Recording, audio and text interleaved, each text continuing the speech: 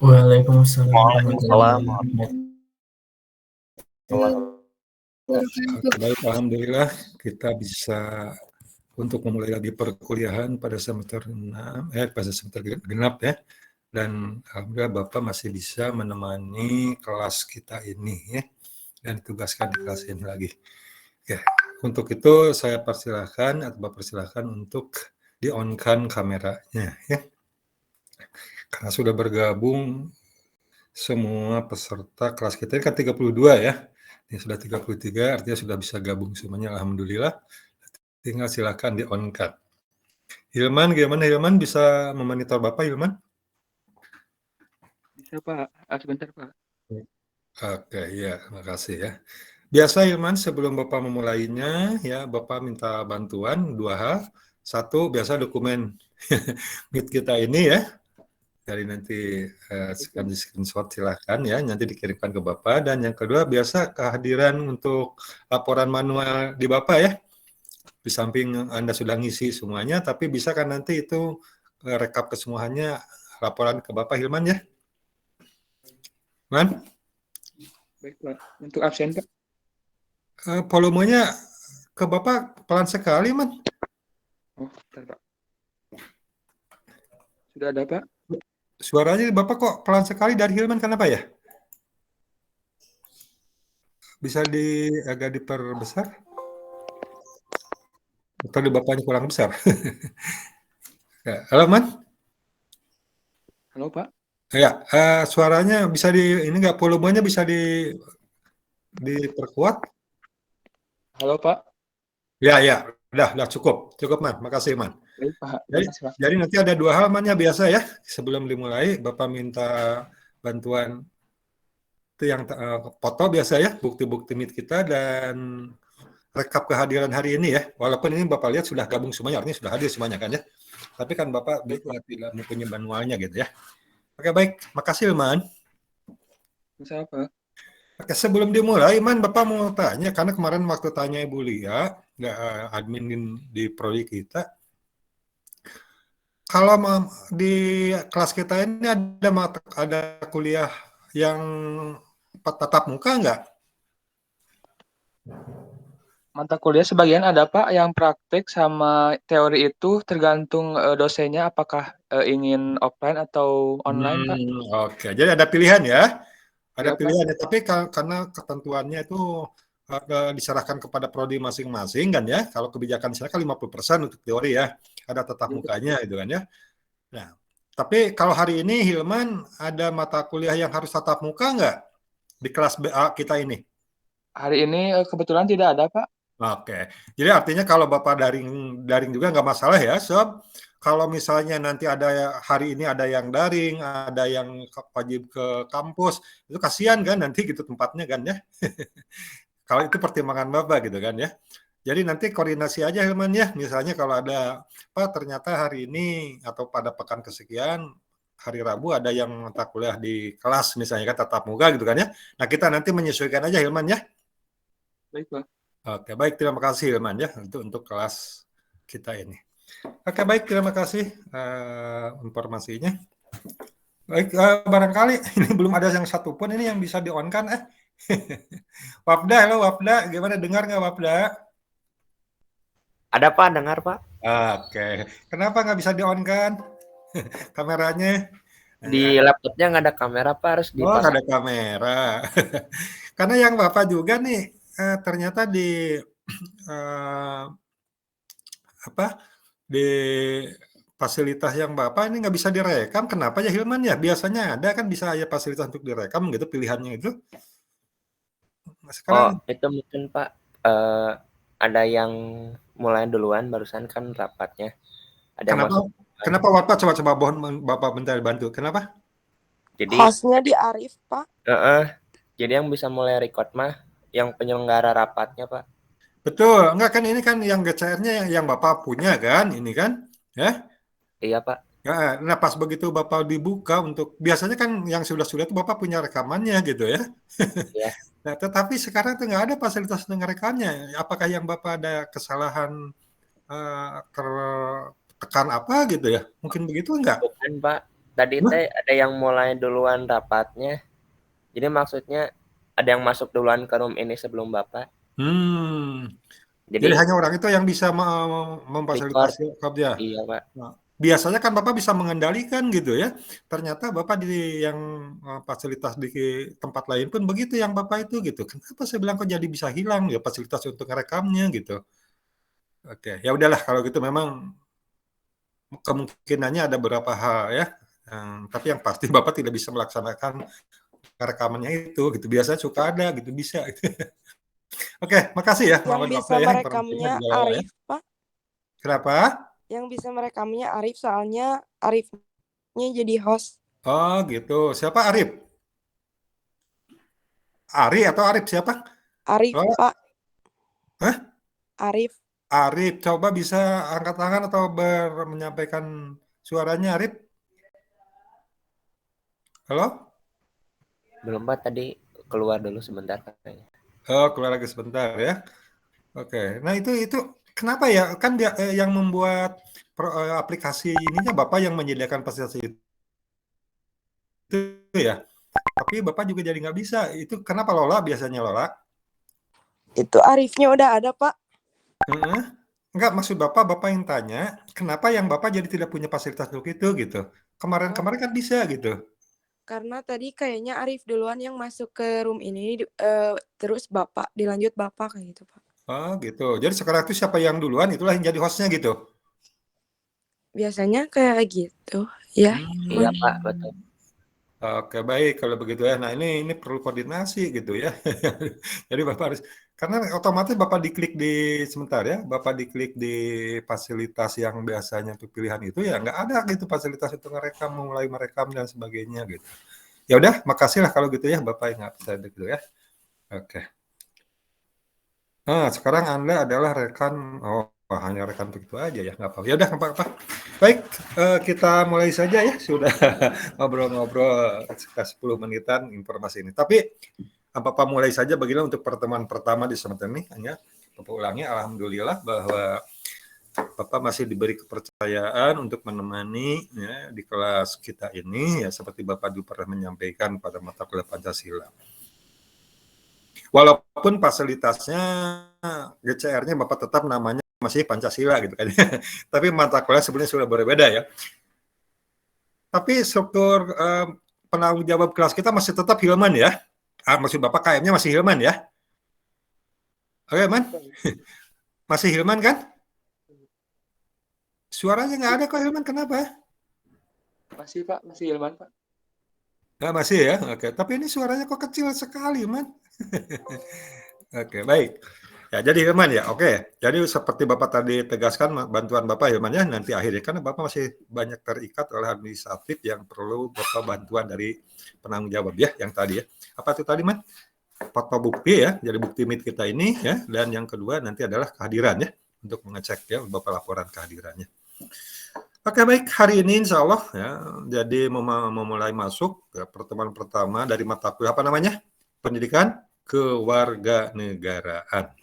Nah, kalau kita dulu ya mungkin waktu SMA ya atau di SMK atau di aliyah atau di apapun itu yang selevel kita ya, sederajat pada SMA, itu mata kuliahnya digabung ya menjadi PPKN gitu kan ya.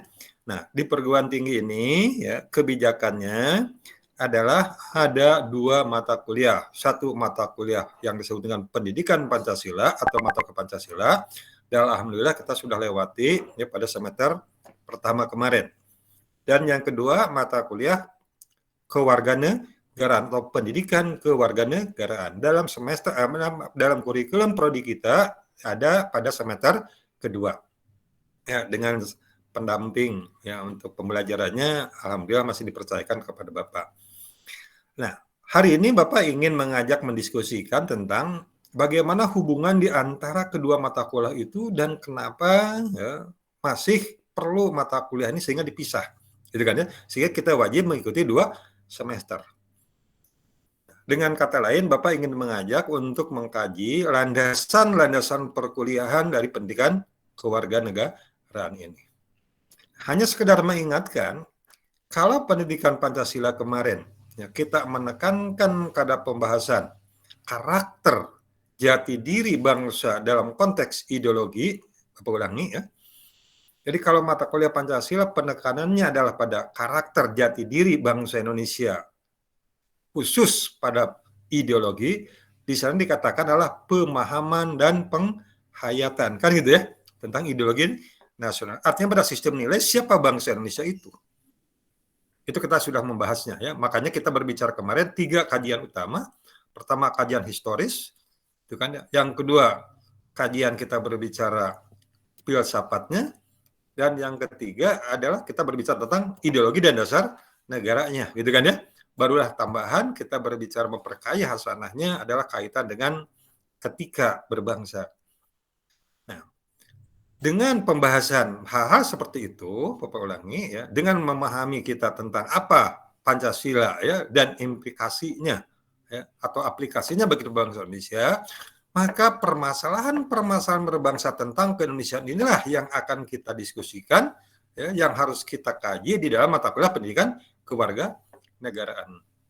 Nah, oleh karena itulah antara Pancasila dan kewarganegaraan 2 hal yang tidak bisa dipisahkan karena saling mengisi. Nah, sehingga kenapa harus Pancasila dulu? Atau dengan bahasa dalam kurikulum adalah bahwa Pancasila sebagai prerequisite untuk mata kuliah pendidikan kewarganegaraan. Dari empiris maupun secara filosofis atau kajian akademis, apabila kita berbicara kewarganegaraan ya, tanpa diawali dulu dengan mata kuliah atau pemahaman terhadap Pancasila sebagai ideologi, maka di situ akan ada sedikit permasalahan. Di mana permasalahannya adalah ketika kita berbicara tentang apa hak dan kewajiban warga negara tanpa dilandasi oleh jati diri karakter ideologi tadi, maka kita akan mudah terbawa arus, apalagi ketika kita berbicara dengan era globalisasi. Oleh karena itu secara akademis, Bapak ulangi, di sini pentingnya kita diawali dengan prerequisite. Siapa jati diri bangsa Indonesia yang melahirkan konsep kesepakatan politik maupun secara historis pandangan bangsanya, gitu kan ya, nilai-nilai kehidupan bangsanya kita sebutkan Pancasila itu.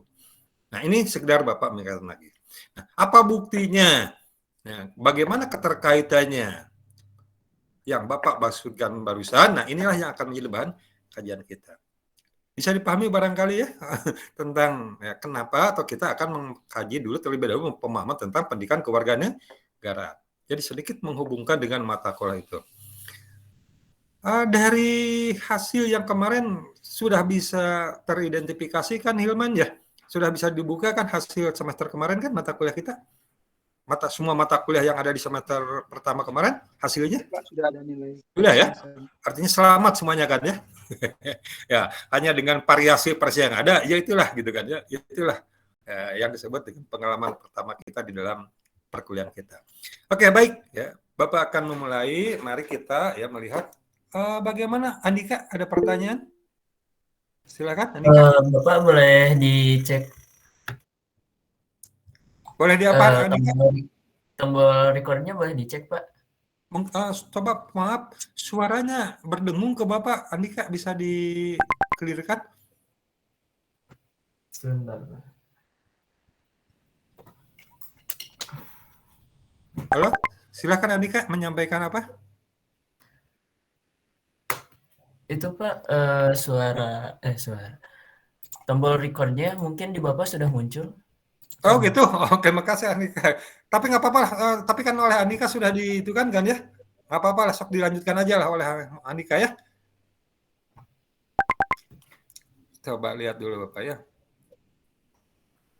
Nggak muncul juga. Mungkin kayaknya di Bapak ada sesuatu yang trouble kayaknya ya. Jadi mohon maaf Bapak tidak bisa merekodnya ya. Terima kasih Momen Andika informasinya. Oke, baik kita lanjut ya. Jadi hari ini kita berbicara tentang mengantarkan ya sebagai landasan perguruan kita itu. Mana ya? Belum ada Sebentar ya, Bapak belum membukanya kayaknya.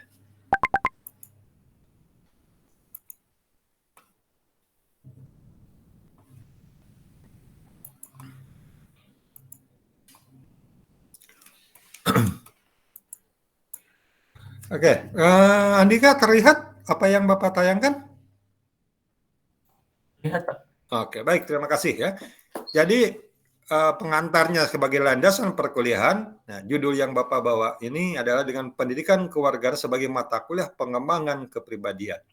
Nah, kenapa pendidikan kewarganegaraan sebagai pengembangan kepribadian dan apa keterkaitannya dengan mata kuliah yang Bapak tadi sebutkan di semester pertama kita bicarakan itu, yaitu Pancasila, gitu kan ya? Nah, maka yang pertama kita pahami, yang ingin Bapak ajak sekarang hari pertama ini adalah pertama tentang konsep ya, kewarganegaraan, yang kedua konsep kepribadian, pengembangan kepribadian. Nah, kepribadian mana? Sudah barang tentu kita berbicara kepribadian apa yang dibicarakan di dalam semester pertama itu, yang Bapak sebut tadi apa, jati diri, gitu kan ya. Nah, oleh karena itulah nanti ujung-ujungnya kepribadian kita ini selalu dikaitkan dan tidak bisa dilepaskan dengan sistem nilai sebagai ideologi itu. Nah, pertanyaan mendasarnya barangkali ini, ya, apa dan mengapa kewarganegaraan ini, ya. Nah, kalau kita berbicara kewarganegaraan, pasti kan dari kata warga negara, gitu kan ya. Maka pertanyaan mendasarnya Bapak tadi ulangi lagi tentang siapa bangsa Indonesia ini, gitu. Nah, kalau kita berbicara apa dan mengapa, maka kita harus berbicara siapa bangsa Indonesia dan mau kemana perjalanan sebagai bangsa yang menegara ini, gitu kan ya. Nah, oleh karena itulah ada suatu ungkapan konsep dasar akademis dari mata kuliah kita adalah ini. Ya. Jadi belajar tentang pendidikan kewarganegaraan secara akademis, Bapak singkatannya adalah N-nya kecil, ya P besar, K besar dan kecil. Jadi kewarganegaraan hanya jadi dua. Kewarganegaraan itu adalah satu konsep, bukan dari kata kewargaan dan negaraan, bukan ya. Nah, jadi kewarganegaraan adalah satu konsep. Nah, oleh karena itu di sini dikatakan pada dasarnya adalah belajar tentang keindonesiaan. Kenapa keindonesiaan? Gitu kan ya? Nah, apakah kita berbicara warga negara itu hanya berbicara Indonesia? Nah, inilah yang tadi Bapak maksudkan dengan jati dirinya. Kenapa? Nah, konsep universalnya, ya, jadi walaupun kita berbicara belajar untuk menjadi manusia yang berkepribadian Indonesia, makanya tadi kita berbicara kepribadian, membangun rasa kebangsaan dan cinta tanah air Indonesia itu, nah, pada hakikatnya, Bapak ulangi, pada hakikatnya ada di negara manapun, di dunia ini, maka akan selalu ada konsep apa yang kita sebut di Indonesia kewarganegaraan. Yaitu apa? Yaitu konsep dasarnya bernegara itu adalah warga negara yang baik dan terdidik. Atau sering juga disebut good citizenship. Smart and good citizen. Dan beristilah-istilah yang lainnya. Gitu kan ya? Nah, jadi di satu sisi kalau kita berbicara universalitas, nilai-nilai berbangsa, bernegara dimanapun di dunia ini, pasti ya ada suatu misi dari negara, kesepakatan bersama dalam rangka menjadi warga negara yang baik. Pertanyaannya, bagaimana warga negara yang baik dan terdidik itu? Nah, kita tambahkan terdidik, gitu kan ya. Nah, apa yang membedakan nanti warga negara yang baik dengan warga negara hanya sekadar baik, maksud Bapak, dengan warga negara yang baik dan terdidik. Gitu. Dan ini konsep yang kita harus pahami lebih jauh. Ya, oke, baik, bisa paham sampai situ ya. Jadi warga negara yang baik dan terdidik. Nah, pertanyaan berikutnya. Tadi Bapak sebut-sebut, ini kita berbicara ke Indonesia maksudnya, tapi secara universal, ya, negara manapun di dunia pasti ada ya, misi mewarga negarakan yang baik menurut bangsa yang bersangkutan. Walaupun pasti hal ini akan dilandasi, dilatar belakangi, awas Bapak istilahkan, dilandasi dan atau dilatar belakangi dan dilandasi oleh jati diri bangsa yang bersangkutan. Di mana jati diri atau karakter bangsa yang bersangkutan itu adalah tercerminkan di dalam ideologi bangsa yang bersangkutan. Contoh, nah, dari literatur yang Bapak miliki, ya, yang Bapak pernah mengkajinya, ya, bahwa kalau di Indonesia kita namakan PKN, singkatannya Pendidikan Kewarganegaraan, ya, ternyata di Amerika ada yang disebut dengan civics education. Bahkan konsep lebih jauhnya di Amerika dikenal dengan Americanizing, pengamerikaan orang Amerika, namanya melalui civic education. Di Inggris Raya pun ada yang disebutkan citizenship education. Ya. Di Timur Tengah ada dari negara-negara tertentu namanya Ta'limatul Muwaton ataupun Tarbiyatul Watoniyah. Di Meksiko education civicas. Ya. dan seterusnya lah, silakan Anda bisa membacanya nanti ya, Bapak akan share biasa. Nah, ini Bapak kutip dari seorang guru besar ya di Indonesia, tokoh ya tentang kewarganegaraan Indonesia, yang yaitu Profesor Gin almarhum ya, dan dipercayai oleh muridnya adalah Profesor Sapria. Kembali kepada misi tadi, pembelajaran ke Indonesia. Untuk apa keindonesiaan ini? Oke, nah kalau kita berbicara kewarganegaraan ya secara konsep akademisnya, nah Bapak konsep secara akademis. Untuk apa sih tadi menjadi warga negara yang baik ini? Good citizenship. Yang bagaimana yang baik itu? Bapak ulangi, bagaimana warga negara yang baik itu? Maka warga negara yang baik itu, kalau kita katakan misi pembelajaran kewarganegaraan secara konseptual, ada 3 poin yang jangan kita lupakan. Bapak ulangi, ada 3 poin yang jangan kita lupakan ketika bicara warga negara. Awas, ini masih berbicara konsep akademis. Kita belum berbicara secara yuridisnya. Yang pertama, kalau kita berbicara warga negara yang baik tadi, maka jadilah warga negara yang berpredikat sebagai kaum intelektual. Sebagai kaum intelek, generasi muda terdidik tadi. Bapak ulangi, jadi warga negara tadi, warga negara yang baik dan terdidik, smart, ya, and good citizen tadi. Warga negara yang baik dan terdidik. Maka jadi kaum intelektual. Apa itu kaum intelektual? Bahwa dengan pendidikan kewarganegaraan diharapkan kita menjadi seorang akademisi yang segala sesuatu dilandasinya ya dengan prinsip keilmuan. Apa itu pengembangan keilmuan itu? Rasa-rasa keilmuan itu bahwa pengetahuan dan pengembangan keterampilan berpikir kritis, logis, kreatif dilandasi sifat objektivitas. Nah, ulangi lagi. Inilah nanti yang harus membedakan kita sebagai mahasiswa ketika kita berbicara yang berkaitan dengan politik itu pasti. Ya, berbicara dengan pasti, tapi dasarnya adalah tetap sebagai kaum intelek. Atau apa? Dilandasi oleh objektivitas keilmuan. Bukan didasari hanya kepentingan tertentu, apalagi hanya kepentingan politik kelompok tertentu. Bapak ulangi. Jadi yang pertama, awas, jadilah misi kita belajar ini sebagai kaum intelek. Jadi dipahami ya? Andika ya, Muhammad Andika tadi ya? Oke ya, kaum intelek. Yang kedua, bahwa berbicara keluarga negara yang baik tadi, selain tadi dengan karakteristik terdidik, khususnya kata Bapak sebut kata intelek, tetapi ada misi tidak bisa dihindari sebagai warga negara, sebagai seperti kata John Locke ya, terus ada John Politikon. Apa? Yaitu bahwa manusia itu sebagai makhluk politik. Tidak bisa dilepaskan dengan keterkaitan berimplikasi dari masalah-masalah politik. Apa itu? Nah, maka di sini misi kita, warga negara yang terdidik tadi adalah kepedulian terhadap masalah bangsa dan negara dengan nilai demokrasi. Ini menjadi bahan diskusi kita. Bapak ulangi, kepedulian terhadap masalah bangsa dan negara. Inilah pendidikan politik. Jadi pendidikan politik bukan praktis, misalnya bagaimana supaya saya bisa menjadi anggota DPR, misalnya gitu kan.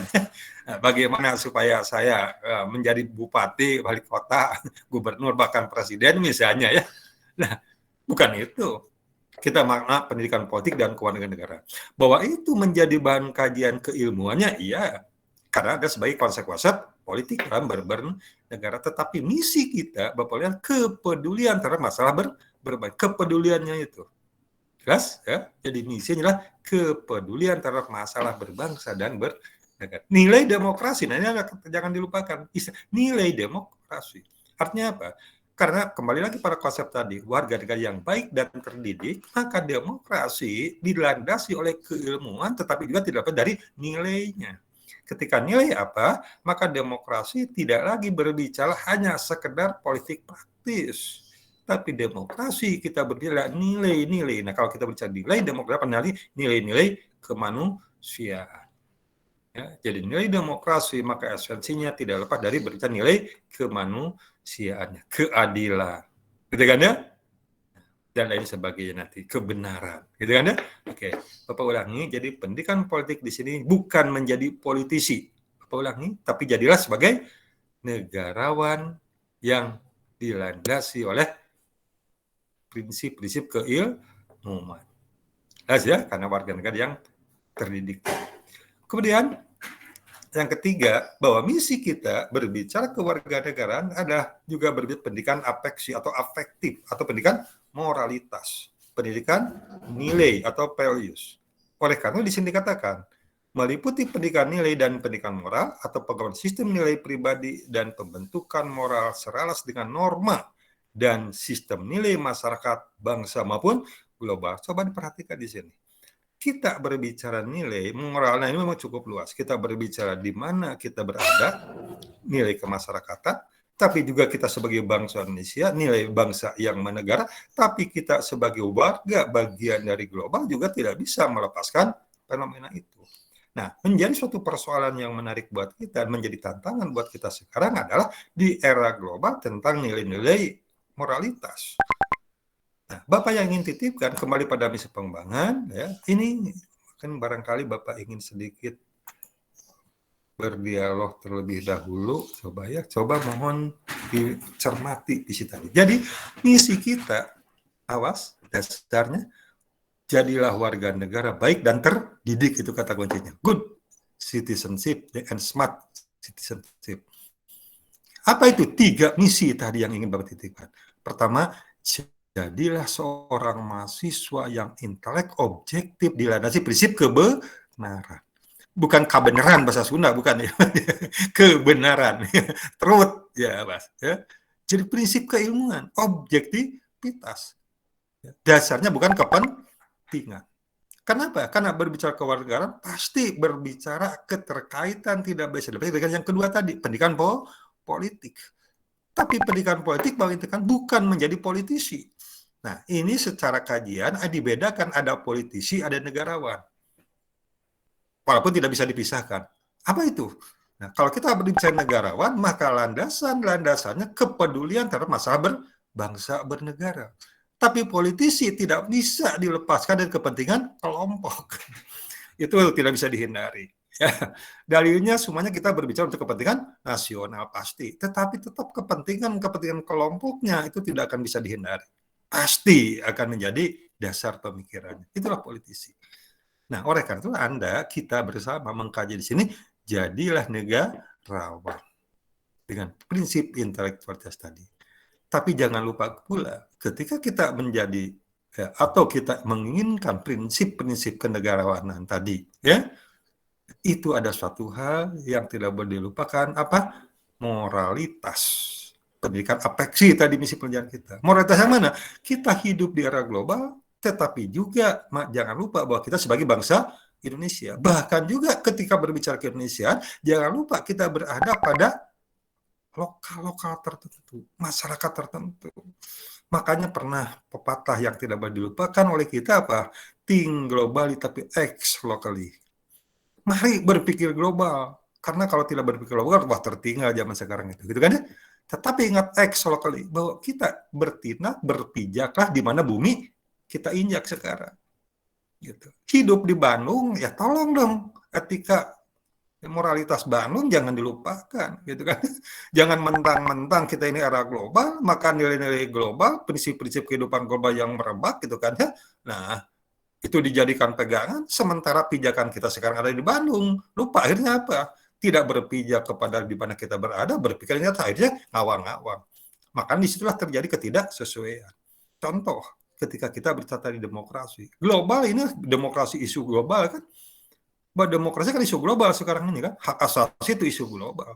Kita tidak bisa menghindari itu sebagai bangsa Indonesia. Tapi ingat, kita punya nilai-nilai dan berbicara demokrasi tidak boleh keluar dari nilai. Nah, itu menjadi bahan diskusi kita nanti. Ya. Jadi demokrasi Indonesia itu yang bagaimana sih? Nah, global tidak bisa dihindari, Bapak Ula. Tetapi ingat, jati diri ke-Indonesiaan juga jangan dilupakan. Nah, maka menjadi pijakan moralitas kita bagaimana? Karena sekarang kehancuran, kerusakan, fenomena kehidupan kita satu dan lain karena hancurnya karakteristik atau moralitas bangsa Indonesia. Tidak bisa dihindari. Silakan saja sekarang dengan pandemi global sekarang. Kita lihat saja. Ini pengalaman Bapak. Dengan pandemi global, kita maka mau tidak mau harus menggunakan fasilitas teknologi. Nah, lebih-lebih kita sekarang berkecimpung dalam dunia informatika, di mana ya, teknologi informatika suatu keniscayaan di era global sekarang. Gitu. Tanpa menguasainya, termasuk Bapak tadi kata, Bapak begitu sedikit tadi ada kendala, langsung mengeluh kan. Contohnya saya, kok jadi Bapak nggak bisa merekam? Anda lebih tahu ternyata kan dibandingkan Bapak. Jadi sisi secara teknologi, maka suatu hal yang mustahil di era sekarang itu orang tua tidak tahu sama sekali dibandingkan dengan cucunya. Nggak mustahil sekarang. Gitu. Nah, tetapi ingat sebagai bangsa, jati diri juga jangan lupa kita tadi tentang moralitas, etika. Sebab apa? Bapak sebutkan tadi pengaruh atau dampak ya dari era global sekarang terhadap teknologi dan pembelajaran kita. Maka ada penurunan yang paling rahasia apa? Etika. Mohon maaf sebentar, Bapak ini ada pengingatan baterai Bapak habis. Bentar, maaf ya, Hilman, bentar.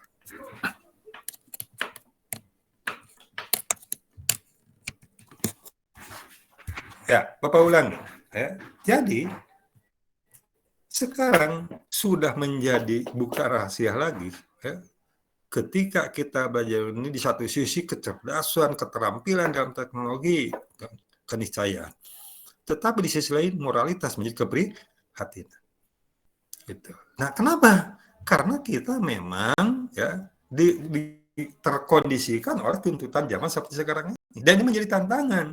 Oleh karena itu Bapak ingin ulangi kembali pada misi yang tadi, intelektual itu wajib dipegang, gitu kan ya, teknologi begitu pesat itu keniscayaan, tetapi misi pembela warga negara yang baik dan terdidik, misinya apa? Moralitas. Jadi Bapak istilahkan tadi dari yang terkerap pada ketika awal globalisasi adalah think globally, act locally, itu suatu prinsip dasar. Makanya kita harus berbicara outward looking, inward looking. Outward looking artinya outward. Kita melihat keluar itu pasti. Nanti insya Allah juga kita berbicara di dalam wawasan Nusantara Ketahanan Nasional. Ada satu sifat yang tidak boleh dilupakan. Kita harus berbicara mawas keluar dan mawas ke dalam. Gitu ya. Jadi sekarang melihat ke dalam itu penting, tetapi bukan berarti keluar tidak. Atau sebaliknya, keluar saja dilihat, tapi ke dalam tidak, juga bahaya. Ya, makanya muncul tadi, think globally, act locally. Mawas ke dalam, mawas keluar. Hati-hati dia keluar sekarang. Kalau kita tidak memiliki itu, maka hilang jati diri. Apa yang terjadi? Nah, tadi yang Bapak sudah katakan. Jelas ya? Ini mengenai misi pembelajaran kita. Jadi ada 3 apa dasarnya. 1, pendidikan intelektual. Mari kita beritahu warga negara yang baik dan terdidik. Ya.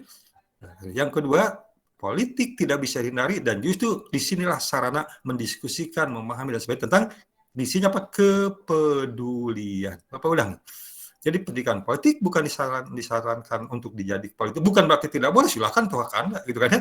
Tapi dalam pembelajaran kita bukan berbicara sebagai politisi, tapi jadilah warga negara yang melek politik. Jangan sampai kita menjadi korban politik.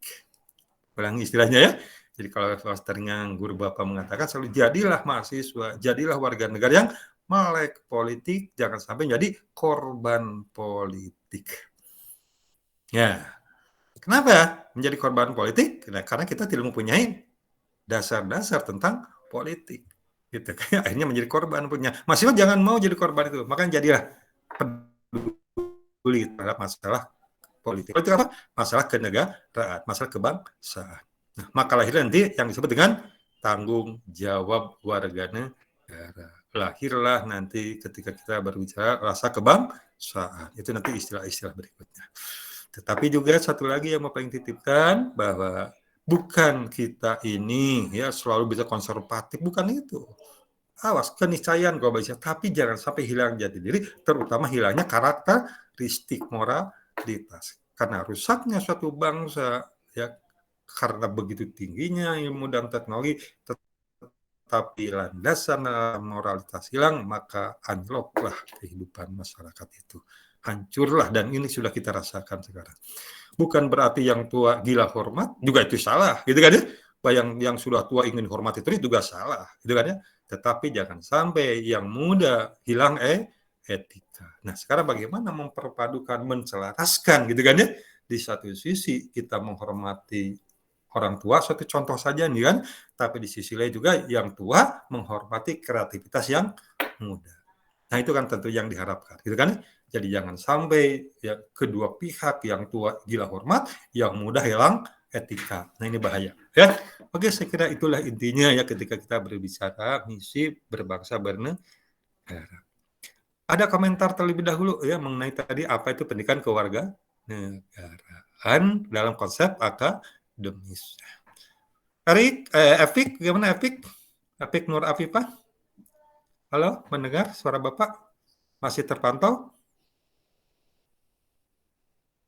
Efik? Terpantau, Pak. Oke, ada pertanyaan Efik? Kalau sekarang belum ada, Pak. Belum ada. April, gimana April? Hadir, Pak. Hadir. Ya tahu Bapak hadir. Oh, iya. Nggak ada pertanyaan nggak? Untuk sekarang belum ada, Pak. Belum ada. Wapda, halo Wapda. Silakan Wapda. Belum juga Pak, belum ada. Banyak Muhammad di kelas ini tuh, aduh Bapak bingung ya. Muhammad Wapda, Muhammad Andika, ya Muhammad Jidan ya. Oke, baik. Kita lanjut ya. Oke. Jadi apa pertanyaannya? Apa dan mengapa gitu ya pertanyaan dasarnya ya. Oke. Berikutnya tadi maaf kalau tadi kita berbicara mengenai kajian akademisnya ya, dasar logika keilmuannya, Bapak kutip dari beberapa tokoh. Nah, sekarang mari kita berbicara yuridisnya. Ya, menurut kebijakan negara kita, apa sih kewarganegaraan ini? Nah, biasa ya Bapak kutip dari Undang-Undang ya, nomor 12 tahun 12 tentang pendidikan tinggi ya, pada pasal 35 ayat. Ini ada di dalam penjelasannya ya. Jadi Bapak kurang sini ada penjelasan ya, ayat pasal 35 ayat 3 ya, dalam huruf C dikatakan di sini bahwa yang dimaksud dengan mata kuliah. Nah, karena kalau di pasal 35 kan mengatakan wajib gitu kan ya. Wajib apa 4 mata kuliah itu kan? Kita sudah berbicara di mata kuliah Pancasila ataupun ke masa kuliah agama ya, dan masa Indonesia. Ada 4 mata kuliah yang wajib kan? Pendidikan agama, Pancasila, kewarganegaraan, dan bahasa Indonesia. Nah, yang ketiga ya ada huruf C-nya. Nah, kewarganegaraan di sini apa? Nah, coba baca sama-sama. Muhammad Wapda, tolong dong dibaca, Bapak. Gantian, capek ternyata. Udah lama istirahat. Halo Bapak, silakan tolong dibacakan. Undang-Undang Nomor 12 Tahun 2012 Pasal 35 Ayat 3 huruf C. Isinya yang dimaksud dengan mata kuliah kewarganegaraan adalah pendidikan yang mencangkup Pancasila, Undang-Undang Dasar Negara Republik Indonesia tahun 1945, Negara Kesatuan Republik Indonesia, dan Bhinneka Tunggal Ika untuk membentuk mahasiswa menjadi warga negara yang memiliki rasa kebangsaan dan cinta tanah air. Oke, baik. Terima kasih Muhammad Wapda. Jadi seperti tadi Bapak sampaikan, ya, silahkan dianalisis, dikritisi secara akademis. Jadi yang disebut dengan warga negara yang baik dan terdidik itu, ya, akhirnya apa? Lahirlah suatu konsep kalau versi Undang-Undang Pendidikan Tinggi kita, ya khusus pasal 35 ayat 3 tadi, ya. Di sini apa? Menjadi mahasiswa, walaupun istilah membentuk Bapak Bapak garis bawahi ya, Bapak kritisi, ya. Kata membentuk, kata teori pendidikan, ya, saya tidak bisa membentuk Anda. Nggak bisa, terserah aja. Anda sudah begini, harus jadi begitu. Enggak. Tetapi yang ingin Bapak ajak bahwa pendidikan itu hakikatnya adalah menumbuh kembangkan. Maka bahasa membentuk dalam undang-undang ini Bapak terjemahkannya adalah mengajak, mendiskusikan, menumbuh kembangkan. Menumbuhkan kembang apa? Menumbuh kembangkan potensi kita bersama. Menumbuh kembangkan potensi Anda sebagai mahasiswa. Yang bagaimana? Diharapkan, Bapak ulangi, diharapkan menjadi seorang warga negara yang memiliki rasa kebangsaan dan cinta tanah air. Jadi good citizenship tadi, good and smart citizenship tadi, kalau bahasa secara akademisnya, jadi warga negara yang baik dan terdidik tadi, dengan misi yang kita sebutkan tadi, maka jadilah mahasiswa yang rasa tanggung jawab.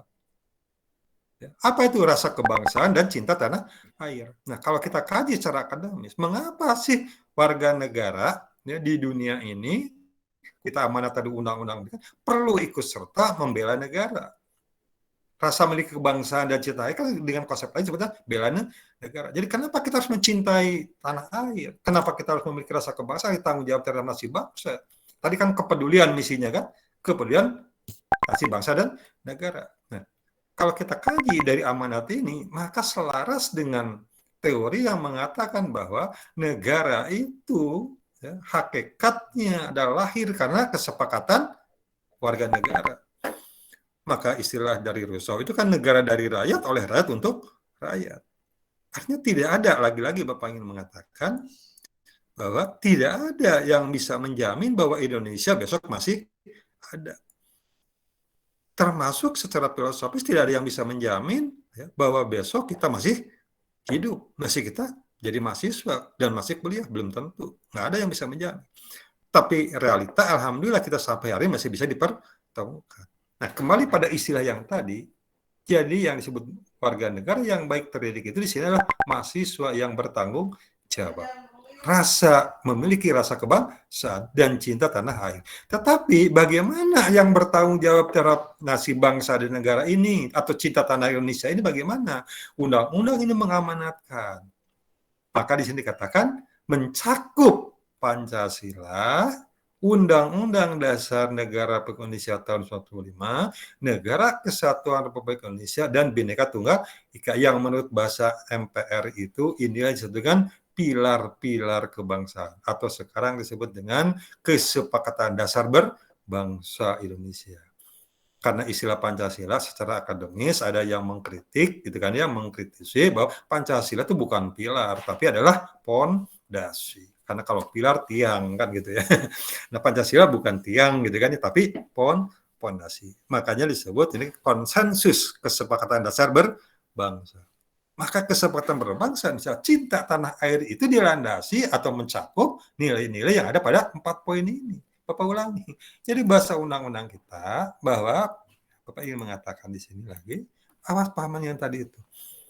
Ya, jadi kewarganegaraan itu meliputi Pancasila, Undang-Undang Dasar Negara Republik Indonesia tahun 1945, Negara Kesatuan Republik Indonesia, dan Bhinneka Tunggal Ika.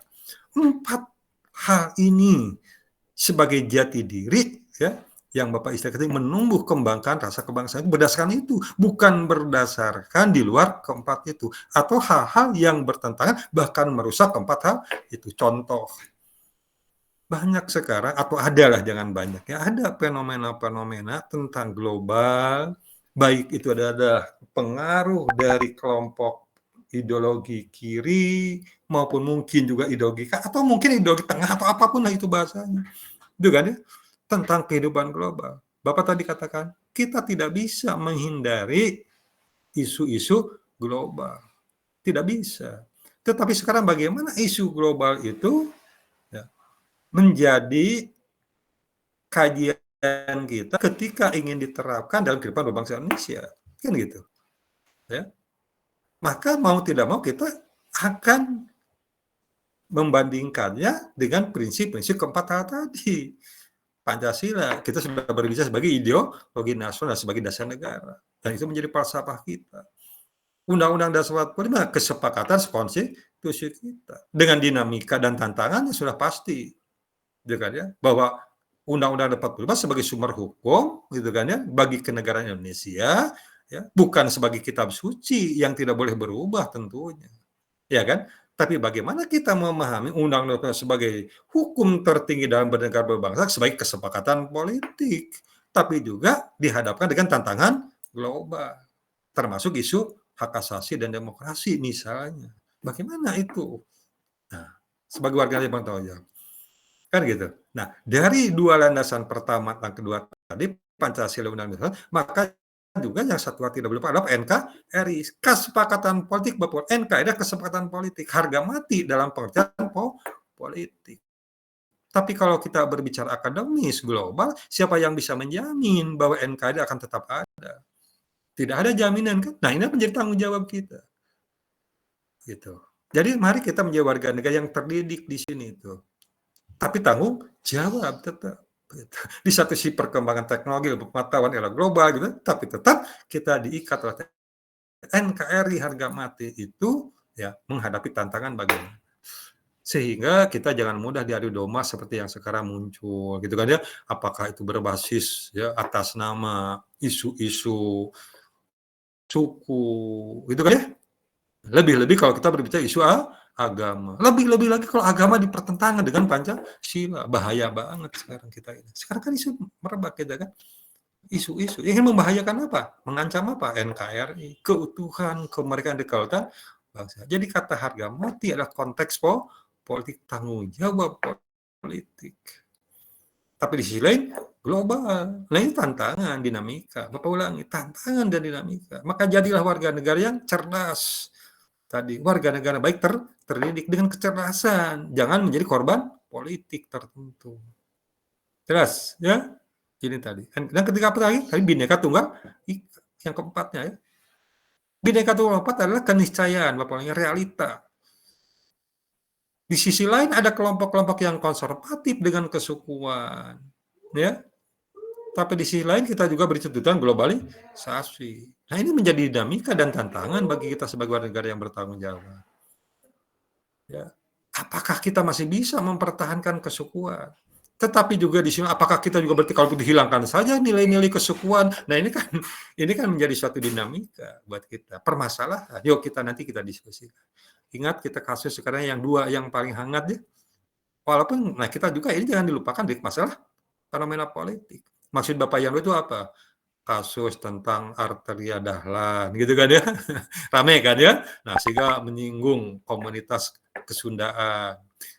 Tapi ini pun belum tuntas apa tiba muncul lagi kasus Edi Wibowo gitu kan. Maaf Edi Mulyadi. Itu kasus tentang ibu kota negara. Ya.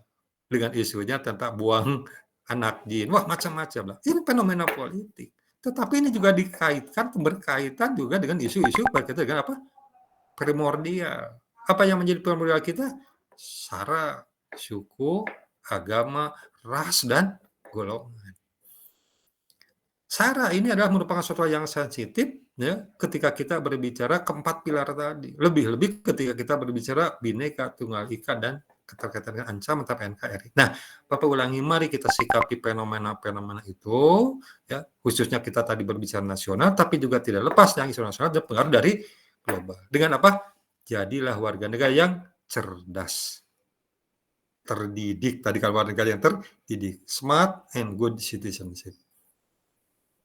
Intinya apa? Peduli tetap, tapi juga yang ketiga Bapak intikan jangan lepas dari fenomena apa landasan-landasan moralitas. Ini yang ingin Bapak titikkan. Dari dulu ya Bapak ketika jadi belajar jadi guru gitu kan. Selalu yang titip itu. Lebih-lebih ketika kita berbicara terhadap orang tua yang Bapak titipkan itu ya. Jadi sikap sebagai mahasiswa bagaimana kita modern apapun, pandai apapun, tapi jangan sampai kita melupakan hormat, etika, moralitas, apapun nilai-nilai budaya kita terhadap orang tua. Ya. Oke, baik. Sekira itu tadi berbicara kaitan dengan apa itu PKN secara filosofis akademis maupun tadi amanat undang-undang pendidikan tinggi kita. Ya, jati diri kita.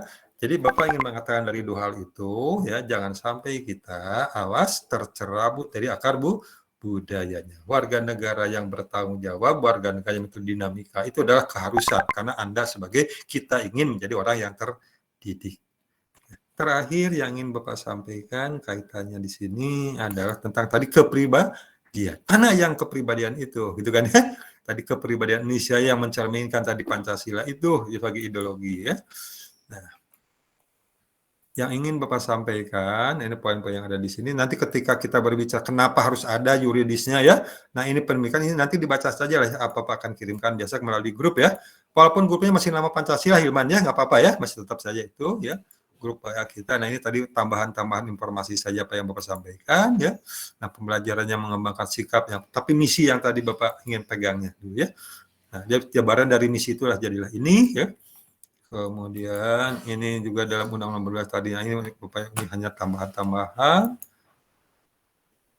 Ya, perubahan mana ini juga tambahan-tambahan yang tadi ya udah Bapak sampaikan intinya ya tentang tidak ada misi ya abad 21 kita sekarang ya bahwa silakan nanti dikaji ini keterkaitan dengan misi tadi mahasiswa warga negara yang terdidik gitu ya. Warganya baik terdidik itu yang bagaimana? Nah, pribadi warga negara menemukan dasar pembangunan. Silakan dibaca saja lah ini namanya. Tapi intinya tadi tetap nilai, khususnya kita berikan nilai-nilai agama dan budaya ya. Jadi kalau kita bisa moralitas adalah agama dan budaya. Jadi jangan sampai kita berbicara agama dipertentangkan dengan budaya. Tema Pancasila bertentangan dengan agama, lebih-lebih dipertentangkan dengan agama. Jadi seolah-olah musuh Pancasila itu adalah agama. Aduh, ya di mana landasan filosofisnya ya kalau kita berbicara seperti itu ya. Oke, Bapak selalu begitu. Tapi ketika kembali lagi agama apapun itu kembali lagi pada konsep dasar tadi ya, berbicara berbangsa bernegaranya ya kepada amanat Undang-Undang Nomor 12 tadi ya. 4 hal ya yang menjadi liputan ya bagi negara yang baik bertanggung jawab itu bagi bangsa Indonesia. Ini pun sama, Bapak akan lewat intinya. Yang ini kita memperkaya yang tadi Bapak sampaikan saja. Kalau ini ya, dinamika dan internal. Nah, oke, sekarang kita berbicara ini. Mana yang menjadi landasan kepribadian kita ini?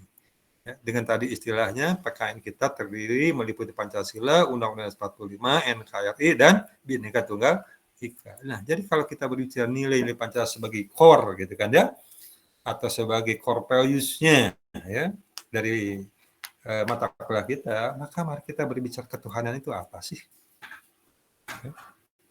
Maka kalau kita berbicara ketuhanan, kita sudah berbicara dalam kayak sedikit waktu itu dibahasnya dalam etika, ya, landasan Pancasila sebagai landasan sistem nilai pengembangan ilmu pengetahuan dan teknologi, maka berarti apa yang kita pelajari termasuk dunia informatika yang sedang kita geluti sekarang, gitu kan ya? Bagaimana menciptakan keseimbangan, perimbangan antara rasional dan irasional, antara rasa dan akal. Menempatkan manusia dalam alam sebagai bagian dan bukan pusatnya. Tidak memberikan ruang bagi paham ateisme, fundamentalisme, dan ekstremisme keagamaan, sekularisme keilmuan, antrosentrisme, dan kosmosentrisme. Artinya apa? Bahwa berbicara core ya dalam mempelajari PKN tanggung jawab keilmuan apapun itu yang mengembangkan kita ada 3 poin tadi. Kita ini tidak bisa hanya mengedepankan apalagi mengalahkan apa yang disebut dengan logika. Logika itu penting. Logika adalah penting. Ya. Tetapi logika jangan sampai mengalahkan, mengabaikan apa yang disebut dengan kalau tadi rasional, gitu kan ya, penting, tapi Bapak istilahkan irasional juga sedikit mengkritisi. Dalam dunia filsafat keilmuan itu irasional itu jelek, tetapi dalam agama bukan irasional kalau Bapak pahami dalam nilai ketuhanan religi tadi, tapi adalah suprarasional. Mungkin ini istilah yang perlu kita pahami. So kalau irasional kan tidak masuk akal kan? Sedangkan agama masuk akal. Jadi bukan agama kalau tidak masuk akal. Ya. Jadi agama itu akal, masuk akal, rasional.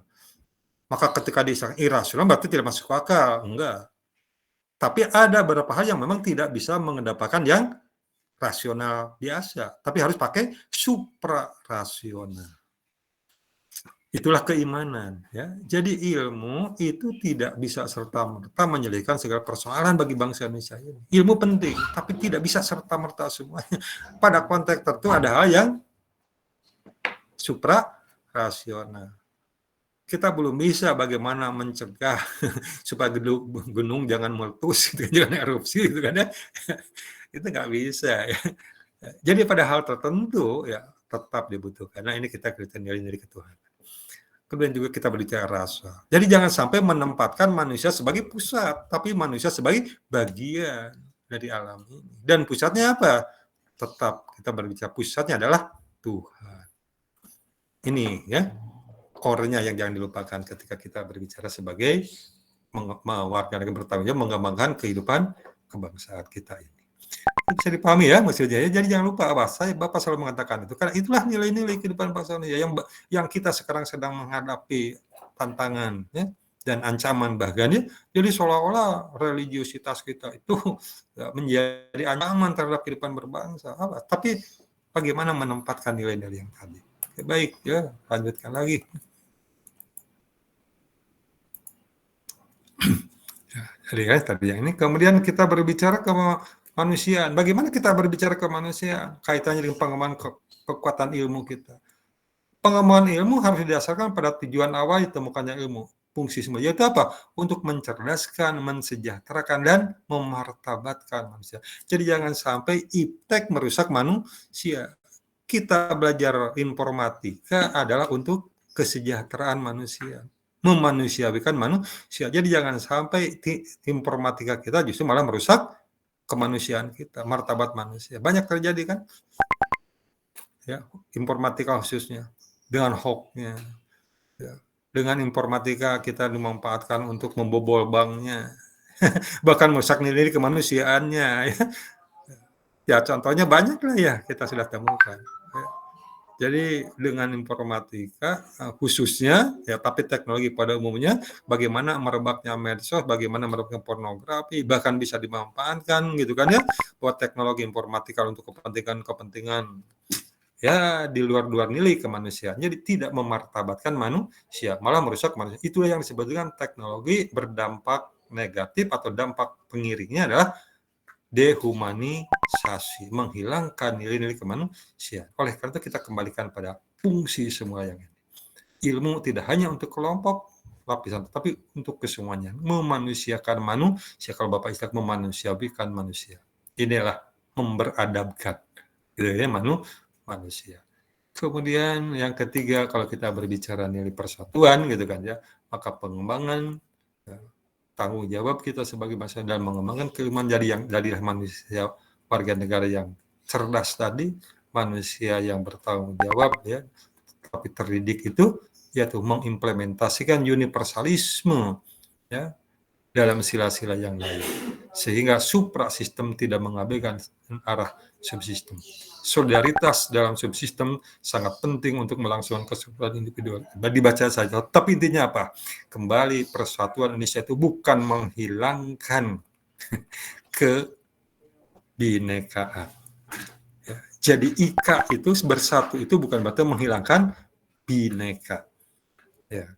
Tapi kebinekaan tetap dipelihara ya dengan mengedepankan persatuan. Kalau dibalik persatuan tanpa atau dengan tidak mengabaikan kebinekaan. Jadi kalau saya sebagai orang Sunda mencintai budaya Sunda, jangan dikatakan tidak nasionalisme. Ya, tetapi bagaimana nasionalisme kita dikembangkan dengan tetap hormat menilai nilai lokal tadi. Nah ini kan jadi fenomena sekarang yang lagi ramai kan, gitu. Jadi apa? Jadi kalau Anda orang Batak senang budaya Batak ya jangan marah yang lainnya gitu kan. Karena memang tidak bisa dipungkiri ya, dan itu keniscayaan dan ini adalah sunatullah. Bapak suka menciptakan suatu iklim dan Bapak jadi orang Sunda bukan keinginan Bapak. Sunatullah dan tidak bisa dihilangkan gitu kan. Demikian pula ya, Anda yang berasal dari Jawa, berasal dari Bugis misalnya atau dari daerah timur dari sana ya. Oke, baik ya. Jadi universalitas juga demikian juga ya kita harus melihat. Jadi makanya tadi nilai apa kemasyarakatan atau lokal, kita berbicara masyarakat nasional, kemasan dan juga universal atau global ya. Nah, mensikapi tapi tetap nasionalisme itu adalah harga mati. NKRI adalah harga mati tanda petik ya dalam arti politis.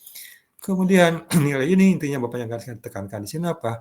Ya, jadi pengembangan ya, apapun yang dilaksanakan dalam sistem pemerintahan kenegaraan kita ya prinsipnya apa?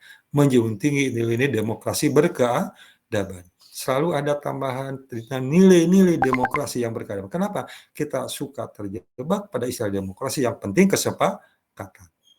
Bahkan kita sering terjebak dengan jargon bahwa Vox Populi Vox Dei. Suara rakyat adalah suara Tuhan. Jadi seolah-olah suara rakyat mutlak adanya. Suara rakyat karena suara Tuhan, jadi benar, maka harus diikuti. Padahal dalam realita kita punya prinsip, yang banyak belum tentu benar, dan yang sedikit belum tentu salah. Tapi bukan berarti yang banyak diabaikan juga, bukan itu. Tapi mari kita uji dan kaji dari nilai-nilai kita ini. Apa nilai kita? Bahwa yang disebut dengan demokrasi berkeadaban itu musyawarah. Musyawarah kita percaya apa? Hikmah, bijaksana. Insya Allah lebih jauh kita nanti berbicara dari demokrasi. Dan terakhir ya ketika kita berbicara nilai keadilan sosial maka intinya Bapak sengaja kan dari yang 3 poin itu apa? Keseimbangan antara kepentingan individu dan masyarakat, keadilan sosial bagi seluruh Indonesia. Ya, jadi menjaga keseimbangan antara kepentingan individu dan kepentingan masyarakat. Maka prinsip keadilan bukan berarti sama rata, tetapi tidak saling merugikan. Gitu kan. Atau ada juga kalau istilah Gus Dur itulah menjaga amanah. Jadi adil, keadilan sosial bagi suatu Indonesia juga kalau kita punya kedudukan adalah menjaga amanah. Amanah mana? Amanah negara, amanah masyarakat. Ya. Saya kira ya itu sajalah inti untuk perlu kita mengantarkan ya, tentang apa dan mau dibawa kemana dan perhatian. Nah, sekaitan dari itu materi-materi yang kita bicarakan ya pasti berbicara yang pertama adalah insya Allah pekan kedua kita akan berbicara mengenai siapa bangsa Indonesia yang harus kita bela. Gitu kan ya? Pak ulangi, siapa yang kita bela? Ya. Siapa bangsa Indonesia sesungguhnya? Ya. Kemudian yang berikutnya nanti kita akan berbicara, yang dari materi-materi itu berbicara mengenai bagaimana persoalan kita berbicara integritas bangsa. Ya. Dikaitkan dengan materi kepentingan nasional, siapa bangsa Indonesia, maka di situ akan menemukan suatu konsep yang disebutkan kewaspadaan. Apa yang harus kita waspadai sekarang? Ya, di era sekarang ini. Dalam rangka menarik kepentingan nasional. Apa itu kepentingan nasional dan seterusnya. Nah, makanya satu konsep yang paling perlu kita kaji lagi nanti adalah integrasi nasional. Ya, jadi identitas ya, dan integrasi nasional. Kemudian juga nanti setelah itu kita berbicara mengenai sistem hukum dan demokrasi kita. Ya, sistem hukumnya bagaimana, hak dan kewajibannya bagaimana. Nah, kemudian nanti setelah itu kita akan masuk pada bahasan studi kasus berkaitan dengan wawasan kebangsaan. Ya, wawasan kebangsaan atau konsep geopolitik bangsa Indonesia. Ya. Dan diakhiri insya Allah nanti kita berbicara mengenai geostrategis atau ketahanan nasional. Jadi nanti puncaknya kita bicara geopolitik dan geostrategis. Sebelum nanti diakhir dengan tadi kasus. Jadi materi-materi kewarganegaraan cukup banyak, cukup padat, ya. Tapi nanti akan Bapak share saya termasuk buku yang wajib dibaca, ya. Nah, kemudian disiapkan dari sekarang, ya, karena Bapak menginginkan targetnya adalah setelah UTS langsung kita studi kasus. Ya, nah oleh karena itu dari 32 kita ini biasa minta bantuan kepada Hilman. Kalau kemarin kan kita bentuk kelompok lagi ya. Apakah pernah bentuk kelompok kan Hilman ya? Nah, apakah kelompoknya akan dirubah atau ditetapkan? Nah, silakan dibicarakan saja oleh Hilman dan teman-teman ya. Nah, jadi kemarin itu masih ingat ada berapa kelompok, Man? Bapak lupa 6 ya? 6 atau 7 ya? Pernah ingat ya? Nah, itu disiapkan saja di sekarang. Persoalannya apa? Nah, persoalannya mulai dibicarakan kita minggu depan saja ya. Jadi Pak depan kita akan lihat persoalannya ya. Tapi pahami dulu tadi konsep dasar yang Bapak katakan sahabat, jadilah warga negara yang baik tapi terdidik. Karena yang baik belum tentu benar. Jadi kalau ada bahasa harian kita baik dan benar lah gitu ya. Nah, maka baik dan benar itulah kita konsep terdidik tadi itu. Karena ada yang baik belum tentu benar. Ada juga yang benar tapi belum tentu baik. Ya. Nah, oleh karena itulah apa saja persoalan baik yang benar tadi kita sudah berbicara lebih jauh. Oke, saya kira itu. Nah, kemudian Bapak ingin sampaikan juga ada buku yang ada yang wajib dibaca ya. Ini Bapak sudah siapkan, silakan yang ini. Yang ini Man ya. Jadi seperti halnya kemarin pada Pancasila, tapi ini pendidikan kewarganegaraan untuk perguruan tinggi ya, tinggal biasa download saja ya. Ya sudah ada, silakan dibaca. Ini cukup tebal, tapi kita akan coba di skip saja ya. Oke, saya kira ini buku-buku yang ini buku yang wajib dibaca. Tapi tentunya biasa ya, tidak berarti hanya buku ini ya. Buku yang Anda punya, misalnya ya, atau ada berbagai literatur di tempat lain ya. Termasuk biasanya sumber kita yang lebih cepat itu adalah dari Mahgoga ya, silakan ya, dari Mahgoga pun ya manfaatkan, tapi ada relevansinya dengan pokok-pokok bahasan yang akan kita selesaikan. Apa saja pokok bahasanya nanti Bapak kirimkan ya dari masing-masing gitu. Jadi Bapak di reduce ya sedemikian rupa disesuaikan dengan waktu yang kita miliki. Kurang lebih waktu kita kan 14 kali pertemuan ya dengan studi kasusnya. Mungkin itu saja dulu lah yang bisa Bapak sampaikan untuk hari ini ya, untuk mengantar cukup ya. sampai di sini. Ada komentar dulu, Man, mengenai tugas terutama, Man? Jadi untuk sekarang Pak hanya persiapan dulu kelompok ya Pak? Nah, persiapan aja dulu, belum. Kita baru-baru pertama ya. Persiapan aja dulu ya. Jadi kita sudah mengingatkan, nah, karena ujung-ujungnya nanti ini sudah mulai ya, nanti harus sudah mulai bergerilya mandirinya gitu. Nah, makanya mulai minggu depan Bapak akan berangkat dari persoalan apa yang berbangsa kita. Nah, dari situ nanti kita berangkat sama-sama ya, tapi pahami dulu persoalannya ya, insya Allah pekan depan. Nah, jangan sekarang lah terlalu banyak nanti. Jadi, tapi landasannya dulu yang tadi Bapak titipkan ya, misi awas ya, misi kita ya, kemudian juga bahasa undang-undangnya apa ya, tadi misi akademiknya ya. Nah, itu yang terutama yang Bapak tekankan, kembangan dari situ ya. Nah, jadi misi pembelajaran kita jangan dilepaskan itu ya. Kemudian misi dari bahasa yuridis kita tadi, bahasa amanat undang-undang pendidikan tinggi kita ya. Nah, sehingga nanti apa sih dikembangkan dari situ tanggung jawabnya. Nah, insya Allah berangkat dari persoalan berbangsa minggu depan. Ya, nah dari situ nanti akan Bapak langsung bergerilya.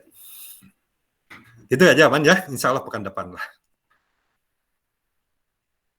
Ya, Man, Bapak ingatkan lagi, punten, Bapak selalu rewel tentang titipan Bapak tadi ya. Dikirimkan boleh ke Japri, boleh ke grup ya, dikirimkannya. Karena dua hal itu yang harus Bapak selalu laporkan ternyata pada 8.40 nanti. Ya. Itu aja ya. Oke, kalau tidak ada pertanyaan, ternyata oke, silakan Prasetya. Mangga, Prasetya silakan. Baik Pak, sebelumnya saya Muhammad Andika Prasetya. Sebentar, Jadi, Bapak ini ada masalah sedikit ini. Bentar. Kenapa ya? Sebentar. Aduh, maaf. Bapak. Ya, silakan. Silakan, mana Prasetya? Oke. Begini Pak. Munculnya di Bapak Prasetya. Ya, Andika ya Bapak panggil ya. Oke, mangga, silakan. Begini Pak, kan tujuan utama kita belajar pendidikan kewarganegaraan itu menjadi good citizen atau menjadi warga negara yang baik dan terdidik. Betul. Dan salah satunya kan menjadi seorang yang melek politik, gitu kan Pak. Ya, pas. Nah, saya emang dari dulu suka politik gitu, dari SD suka nonton ILC gitu Pak. Dan saya punya teman-teman waktu SMA yang kita kayak suka diskusi gitu Pak mengenai perpolitikan di Indonesia. Tapi kan makin sini Pak bisa kita lihat lagi gitu, makin banyak hal-hal di pemerintah yang lebih mementingkan kepentingan politik gitu Pak daripada kepentingan rakyat gitu. Ya. Ya, yang kita lihat. Jadi beberapa teman, nggak beberapa bahkan banyak gitu teman saya yang biasanya ngobrol masalah politik gitu dengan saya, pada akhirnya mereka capek gitu Pak. Jadi sudah ngelihatnya tuh kayak udahlah, nggak ada harapan gitu, maksudnya percuma gitu diomongin juga, sampai di satu titik mereka bilang, selama tidak mengganggu kehidupan saya, tidak mengganggu pekerjaan saya nanti, ya saya tidak peduli. Nah, sampai kayak gitu Pak. Ya. Jadi, dan menurut saya juga sekarang banyak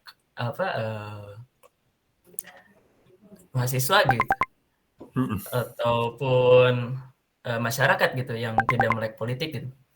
Ya. Padahal kan melek politik itu kalau menurut saya gitu sebagai salah satu bentuk peduli terhadap masyarakat juga gitu kalau menurut saya. Betul. Nah, saya bingungnya tuh gini Pak. Jadi bagaimana saya sebagai warga negara yang baik mendidik mereka agar melek akan politik, bahwa politik itu ya sejujurnya penting bagi kita sebagai rakyat, sebagai warga negara Indonesia gitu. Ya. Gitu. Oke. Baik, itu saja Andika persoalannya. Ya. Baik. Terima kasih. Memang inilah menjadi persoalan ya, kepedulian kita apa yang disampaikan oleh Andika Prasetya itu. Maksud Bapak persoalannya apa? Memang kembali pada misi tadi ya. Misinya sudah tertangkap oleh. Nah, kembali pada realita bahwa dalam politik itu memang ya ujian. Ujian apa? Ya, ujian kepekaan kita, termasuk ketangguhan kita. Maka akan muncul nanti seberapa jauh kita bisa mempunyai ketahanan menghadapi ancaman, gangguan, hambatan, dan tantangan. Itu konsep dasar lagi. Satu konsep lagi, maaf, bukan konsep dasar. Jadi menghadapi persoalan hidup itu, karena hidup itu perjuangan. Bapak ulangi, hidup adalah perjuangan. Dan perjuangan pasti membutuhkan pengorbanan, satu di antaranya. Dan yang pasti apa? Perlu keuletan, ketangguhan, kemampuan. Bapak ulangi apa bahasanya?